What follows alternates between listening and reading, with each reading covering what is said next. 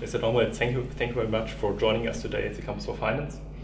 Low interest rates, higher capital requirements, regulatory costs. How can banks still be profitable today in Germany?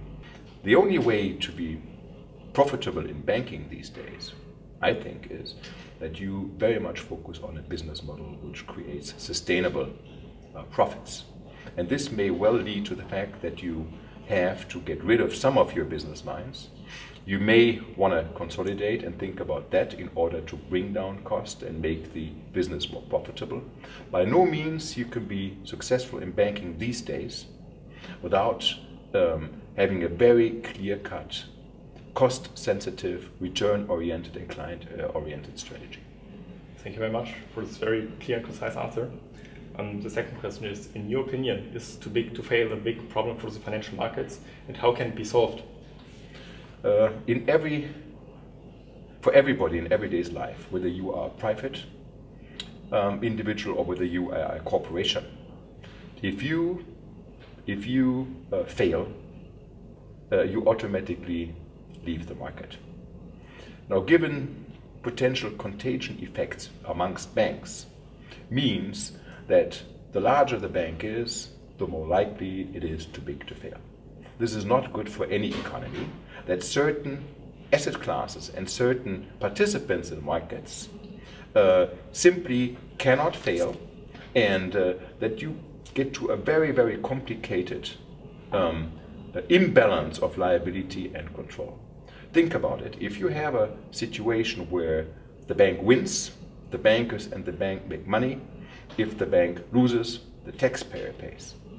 Such a situation where you have one group of market participants having the wrong incentives has a negative influence on the entire economy. So this is a major problem, a significant problem, and still a problem which we have not fully solved, given that Lehman Brothers failed in September of 2008. This is quite a long period. We haven't really fully addressed this issue. We have made progress by thinking about total loss absorbing capacity strategies, which are one way of solving the too big to fail issue. But for us, it is a major risk, because again, you have the incentives all wrong. If there is a situation that the bigger you are, the less likely you are to fail, because the governments will always have to step in to help you and bail you out. This is not something which any economy can survive for a long time. Okay. Do you think the increasing amount of regulatory pushes risky business into the unregulated shadow banking sector? That's a normal and to be expected effect. If you regulate more, the ambition and the desire to avoid those costs is of course very high. And this is understandable, and this is what is happening right now.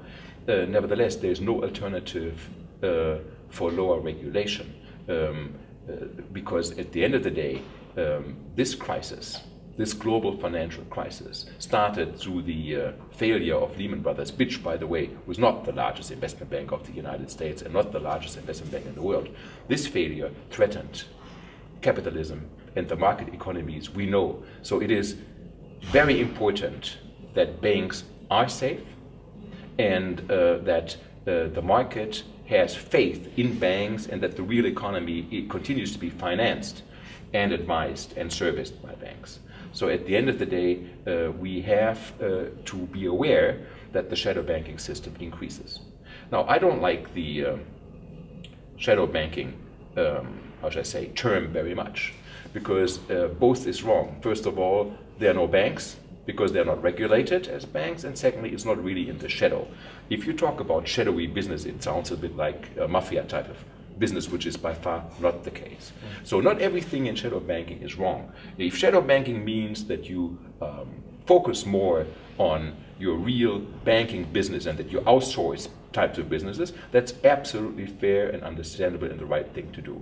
The real issue comes when you outsource businesses because you want to avoid regulation, and at the same time this risk goes back into the banking system and can create a systemic risk.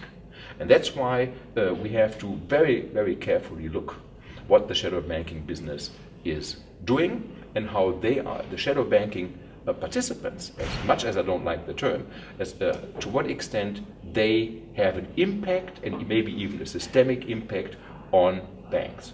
And this is not easy for several reasons. First of all, it is not easy because we don't have much data. Typically, bank supervisors collect data on banks and not on areas outside of the banking industry. So this is a totally new field.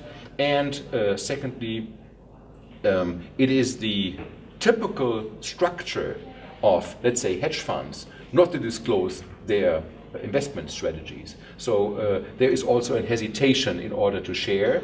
Thirdly, many so-called shadow banks, I prefer to call them non-bank banks, many of those so-called shadow banks, they change the nature of their business very, very accordingly to how the market moves. It's not like they stay in one business, but they are very, very easy in adopting their business strategies. So it's not easy to capture. The typical German way would be to have a list and publish a list of what you can do and what you cannot do. But at the end of the day, as these participants of the market change the structure of their business, it's not easy to capture them.